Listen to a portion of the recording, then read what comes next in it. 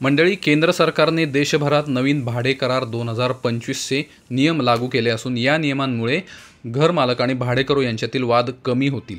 याशिवाय भाड्याने राहणं सोपं होईल आणि मालमत्ता भाड्याने देण्याची प्रक्रिया अधिक विश्वासार्ह बनेल असा सरकारचा विश्वास आहे। ही प्रक्रिया सोपी करण्यासाठी सरकारकडून खालील नियम लागू करण्यात आले आहेत।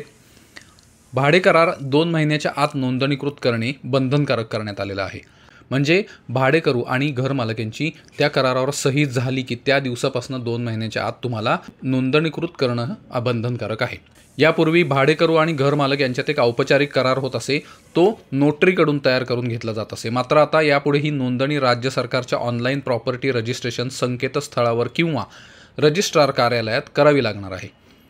मुदतीत नोंदणी न केल्यास 5,000 रुपयांचा दंड भरावा लागेल। आता आपण बघूया काही नियम जे भाडेकरूंच्या हिताचे आहेत।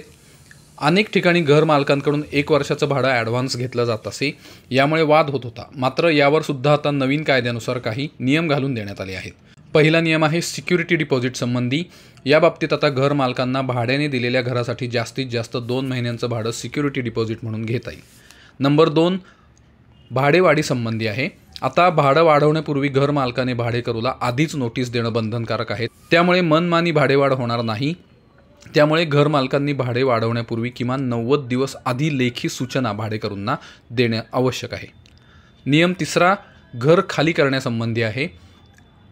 यासाठी सुद्धा आता घर मालकांना योग्य नोटीस आणि कायदेशीर प्रक्रिया न पाळता कोणत्याही भाडेकरूला घरातून काढता येणार नाही। या बाबतीत सुद्धा घर मालकांनी भाडेकरूंना 90 दिवस आधी लेखी नोटीस देणं आवश्यक आहे। हे होते भाडेकरूंच्या हिताचे नियम। आता बघूया घर मालकांच्या हिताचे नियम। नियम पहिला थकीत भाड्याच्या रकमेसंबंधी आहे। एखाद्या भाडेकरूने सलग 3 महिने किंवा त्याहून अधिक काळ भाडं भरलं नाही तर घरमालक प्रकरण ट्रिब्युनलकडे नेऊ शकतो। सरकारने घरमालक आणि भाडेकरूमधील वाद सोडवण्यासाठी एका विशेष ट्रिब्युनलची किंवा विशेष न्यायालयाची स्थापना केली आहे आणि या न्यायालयात हे वाद जास्तीत जास्त 60 दिवसात सोडवले जाणार आहेत। दुसरा नियम आहे देखभाल आणि दुरुस्तीच्या संबंधी। भाडे करारात घरमालक आणि भाडेकरूंमध्ये देखभाल आणि दुरुस्तीच्या जबाबदाऱ्या स्पष्टपणे विभागल्या पाहिजेत आणि नमूद केल्या पाहिजेत। यासंबंधी घरमालकांनी सर्व शुल्क आधीच स्पष्टपणे नमूद केलं पाहिजे, नंतर किंवा अचानक केलेले बदल बेकायदेशीर धरले जातील। तिसरा नियम आहे कर सवलती संदर्भात। आता घर भाड्यावर TDS कपातीची मर्यादा वाढवून दरमहा 50,000 रुपये करण्यात आली आहे।